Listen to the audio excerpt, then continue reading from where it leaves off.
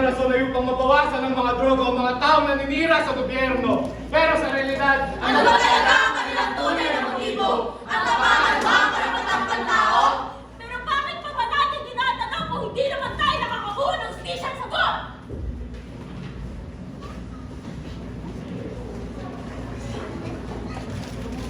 kahirapan na hindi makawala sa marami. Kailan kaya makakaawat at di mag-aalala ang kulay ng madami? Palimos po, pagkain lang po. 45% ang mahirap na Pilipino.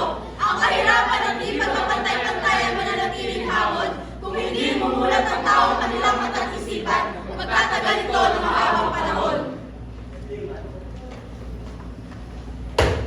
Korupsyon na patuloy tayong nilalamon, nilulubog, pinapahirapan at pinanakawan. O aking mga kapwa Pilipino, kailan tayo matututo? Kailan? Kung kailan nilat na ang ating mata makahintay sa pangako ng politiko? Ang pagpikit mo sa pambansang problema at pagsara ng iyong tega, paano matitiyak